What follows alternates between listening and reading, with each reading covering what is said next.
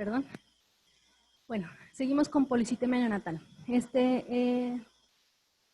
un tema que para muchos es medio confuso, porque algunas veces tratamos, otras veces no tratamos, algunas veces requieren mucho manejo estos pequeños, otras veces no tanto. A veces es controversial hasta entre nosotros mismos.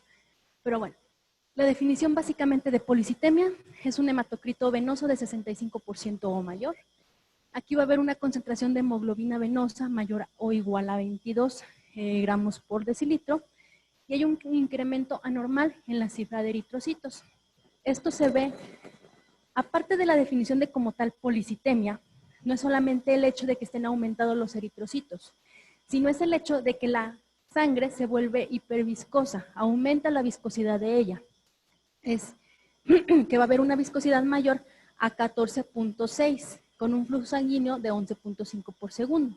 ¿Qué es la viscosidad? Es la tendencia de un líquido a resistir por fricción interna el movimiento relativo de sus moléculas. Entonces, vamos a tener problemas para que esa sangre que está muy concentrada de hematíes avance de una manera adecuada. No siempre tenemos policitemia acompañado de una hiperviscosidad muy severa.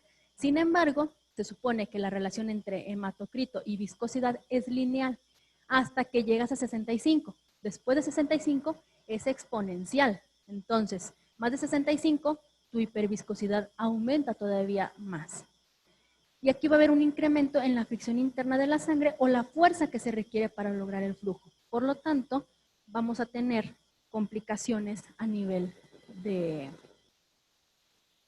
¿cómo se dice? De perfusión. Aquí en los recién nacidos, en todos va a haber cambios en el hematocrito durante las primeras 24 horas de vida. ¿Por qué? Porque tenemos a veces pequeñitos que nacen con una cantidad de hematíes muy elevada, pero empiezan inmediatamente su destrucción.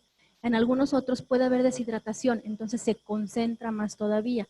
En 24 horas pueden pasar tantas cosas en la sangre del bebé que, bueno, se sorprendería. Pero bueno, va a depender de qué volumen sanguíneo tenga el nacimiento del bebé. Por ejemplo, puede tener un volumen bajo si se hizo un pinzamiento temprano del cordón umbilical. Y puede verse alterado el volumen otra vez en los pequeños para edad gestacional. Podemos tener a lo mejor un volumen mayor en ellos. Nuevamente, madre diabética. Y los embarazos múltiples muchas veces se ven afectados en una transfusión feto a feto, por ejemplo. Debemos de saber de dónde tomamos las muestras para determinar el hematocrito. ¿Por qué? Porque una muestra capilar o de vena periférica puede ser sobreestimada la cantidad del hematocrito. Nos refieren que, por ejemplo, si queremos tomar la muestra capilar, antes de ello debemos haber calentado bien el piececito del bebé para tener un mejor flujo sanguíneo, para no sobreestimar el hematocrito. Si son muestras centrales, nos dicen que es más real. La incidencia de policitemia es de 1.5 a 4% recién nacidos vivos y a nivel del mar va a ser más bajo, de 1 a 2%. Y nuevamente, la hipoxia fetal crónica o aguda nos va a interferir bastante en el hematocrito del bebé. Tenemos varias clasificaciones de policitemia. Puede haber policitemia normovolémica, en la que el volumen intravascular es normal. Aquí solamente hubo un aumento en la producción de eritrocitos, pero secundario a este aumento en producción de eritrocitos, hubo una baja producción en otras, como en las plaquetas, o pudo haber hipoxia en este paso y empeorar la producción de plaquetas secundario a esto. Si hubo restricción del crecimiento intrauterino, podemos tener más riesgo de tener una policitemia normovolémica. Perdón, aquí esto se me recurrieron un poco, pero todos son factores de riesgo que pueden ser para una policitemia normovolémica. Oligohidramnios, el uso de propanolol, uso prolongado de tabaco, la diabetes, el embarazo gemelar discordante. Aquí tenemos una fotografía de un embarazo gemelar discordante. Uno está súper rojo y el otro está súper pálido.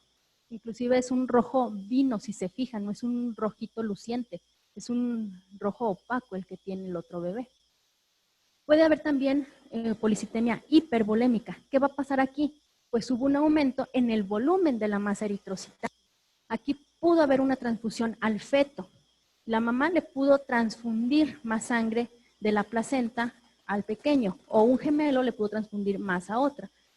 o la transfusión placentaria. Esto es, por ejemplo, si nosotros al momento de que recibimos al bebé en el parto, en lugar de tenerlo a nivel del introito vaginal, cuando nace, lo tenemos más abajo. Si nosotros bajamos al bebé, ¿qué va a ocurrir? Pues más sangre de la placenta va a bajar hacia él. Entonces, esa puede ser una manera que muchas veces no nos damos cuenta. Recibimos al bebé y ¿qué sucede? Lo agarramos y lo ponemos aquí y estamos acá acomodando y todo y ya se le transfundió ahí más al bebé. O bien, le hicieron al momento de que pinzaron el cordón, no sé si han escuchado que algunos ordeñan el cordón. Al momento de que nacen, le dan 3 ordeñadas, también eso aumentaría la volemia de ese paciente. ¿No? Y la hipovolémica es secundaria a un incremento relativo de los eritrocitos en relación al volumen plasmático, pero aquí hubo una deshidratación intravascular, una sepsis, por ejemplo. Ya le está ocasionando problemas al bebé desde inútero y pues tenemos una policitemia hipovolémica, pero el aumento es relativo. Como dijimos, el pinzamiento tiene mucho que ver en si se presenta una policitemia. Muchos dicen, no, pues es que si yo pinzo tardíamente el cordón, ¿qué va a pasar? Voy a tener más sangre, me va a dar una policitemia de todas. Pues lo que se ha visto es que pues no es tanto así, sí origina una policitemia leve, pero en general no nos da una policitemia severa que requiera tratamiento. Aquí hay una transfusión pasiva de eritrocitos que van a incrementar los niveles de hemoglobina, hematocrito y ferritina hasta las 48 horas sin problema. Sí nos puede dar ictericia efectivamente, creo que nos da más ictericia que policitemia y se refiere a que el pinzamiento del cordón va de los 60 segundos hasta antes de los 5 minutos. En promedio, 2 minutos sería el pinzamiento tardío. Y hay una reducción de transfusión del feto a la mamá y mejora la adaptación cardiopulmonar. Entonces, no contraindicamos el pinzamiento tardío porque pudiese haber policitemia. ¿Dónde vamos a vigilar la policitemia? En pacientes con cromosomopatías, madre con hipo o hipertiroidismo, si hay antecedente de una cardiopatía congénita o en los nacimientos fortuitos o en agua. En agua, pues porque en lo que sacamos al bebecito del agua, pues ya se hizo ahí una transfusión pasiva. El diagnóstico. ¿Cómo vamos a ver al bebé? Pues se va a ver rojo. Aquí vemos la foto de uno en comparación al otro que se ve un color rubicundo, el que está frente a ustedes a mano izquierda, se ve de un rojo, un rosadito adecuado, normal, un niño sano. Y el que está hacia el otro lado se ve rubicundo, se ve rojote, un color vino distinto. Ahí es cuando vamos nosotros a sospechar que hay policitemia. Va a haber un llenado capilar lento y muy probablemente pletora facial.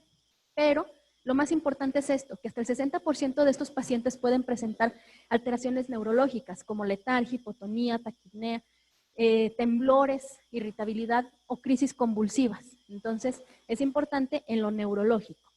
Puede haber rechazo al alimento, vómito, disminución del gasto cardíaco, puede incrementarse las resistencias vasculares y disminuir, por lo tanto, el flujo sanguíneo. Pues como les decía, era lo que iba a pasar con la hiperviscosidad. Y esto originar después dificultad respiratoria, cianosis, puede haber oliguria, hematuria, proteinuria, hipocalcemia, hipermagnesemia y van a disminuir las plaquetas. Secundario a toda la cantidad de eritrocitos, disminuyen nuestras plaquetas. En la producción se ven afectadas ellas. Y hay reducción de flujo sanguíneo cerebral. Esto es muy importante. Y del 1 al 11% de los pacientes nos van a presentar hipoglucemia. Puede que tengamos niños policitémicos asintomáticos. Sí, sí los hay. El 17% pueden ser asintomáticos. Puede no tener ningún síntoma efectivamente, pero no te va a excluir el diagnóstico. Tú lo puedes ver todo rojo, pero tranquilo, comiendo bien, orinando bien, su llanto normal. Debes de tomar como quiera laboratorios, hemoglobina y hematocrito. Nada más revisarlos y como obligación, en todo caso de policitemia, debemos descartar deshidratación y corregirla. Entonces, si este niño está asintomático, pues nada más debemos de vigilar. Puede inclusive quedarse con su mamá vigilando Dextroxis, vigilando tolerancia a la vía oral, sin ningún problema, y dar una cita temprana a urgencias o a consulta de pediatría para una nueva revisión. Y ser muy insistentes en la buena alimentación. En todo niño con policitemia debemos de tomar laboratorios generales como biometría, con plaquetas, súper importante, glucosa sérica, calcio, bilirrubinas, gases arteriales. Si es que vemos que está empeorando su estado, gases arteriales es importante. Y el hematocrito, Si, por ejemplo, tenemos ya 2 horas de vida y el bebé está estable y el hematocrito está en menos de 65, no debemos de hacer más estudios. Hasta ahí se queda con el bebé. Si está en más de 65, debemos de repetir las pruebas a las 12 y a las 24 horas. Esto en un caso de sospecha de policitemia. Si vemos que se repite y se mantiene con policitemia asintomático, solo vigilamos. Si presenta algún síntoma, entonces vamos a dar el tratamiento, pues obviamente aliviar el síntoma que se presente. Y en medidas generales, garantizar el buen estado de hidratación, corregir dismetabolias y electrolitos, y en el asintomático, como les dije, solamente vigilar. Pero, aunque esté asintomático, si llega a aumentar de 70 a 85 el hematocrito, debemos de tratar. Ahí ya no vamos a esperar. Aunque esté asintomático, vamos a tratar de 70 a 80, o más de 70, vaya. ¿Cómo se trata? Exsanguíneo transfusión parcial. Está destinada a disminuir el hematocrito y la viscosidad. Vamos a restituir el flujo sanguíneo para tratar de llevar un hematocrito de 50 a 55, lo ideal sería tu objetivo. Si tu hematocrito está de 65 a 69, habitualmente te recomiendan observar. Por eso es que muchos dicen, híjole, pero es que si en 69 tengo síntomas, bueno, pues si 69 tiene síntomas, debes valorar muy bien al paciente, porque todo recién nacido sintomático, debes de tratarlo. Y si estás en el límite, pues ni modo, lo observas. Y si presenta algún síntoma, ya te vas al exsanguíneo. Con un hematocrito de 70 a 75, vas a dejarlo en ayuno y vas a manejar líquidos intravenosos. Vas a vigilar. Si tu hematocrito baja, si se mantiene asintomático, no hay problema, se puede ir a casa. Pero si tu hematocrito sube o presenta cualquier síntoma, vas a dar tratamiento. Y a cualquiera mayor de 75 vas a tratar. Los síntomas más frecuentes que podemos ver, hipoglucemia menos de 40, la trombocitopenia menos de 150,000, dificultad respiratoria que requieren oxígeno y las alteraciones neurológicas. Se va a realizar la exsanguinotransfusión mediante una vía periférica y una central. Muchas guías, muchos artículos nos dicen no uses el umbilical para el exsanguíneo, preferentemente hazlo por periféricas. También ahí depende de la unidad o la experiencia o la facilidad que tengan de una vía central. Entonces, si tú requieres hacerla, puedes usar la vena umbilical, ir por una vía periférica, ir restituyendo el volumen, solamente usarla para sacar la sangre por aquí y por la vía periférica vas metiendo la solución salina. Que eso nos lleva a la técnica. Se usa solución salina al 0.9%, con una monitorización continua del paciente. Es importante estrechamente estar vigilando al paciente. No podemos dejarlo nada más sin ninguna monitorización. Debe de ser estéril y vamos a calcular el volumen del recambio sanguíneo en base al peso. Es que vamos a calcular nuestro volumen sanguíneo, que vamos a multiplicar por la diferencia del hematocrito observado menos el deseado entre el hematocrito observado. Esto nos va a dar el volumen de recambio que vamos a usar en la exsanguinotransfusión. Con alicuotas de 5 mililitros por kilo en tiempo de 2 a 5 minutos. Máximo de esto deben de ser las alicuotas. Y al terminar el procedimiento debemos de tomar un nuevo hematocrito. Después de varias horas, si el paciente está estable, si no tenemos comorbilidades muy importantes, pues entonces podemos reiniciar la vía oral. Si el paciente tiene aporte aún dificultad respiratoria, si está distendido, si tenemos cualquier otro síntoma que no nos deje tranquilos, lo dejamos en ayuno un tiempo más. ¿Dudas, preguntas?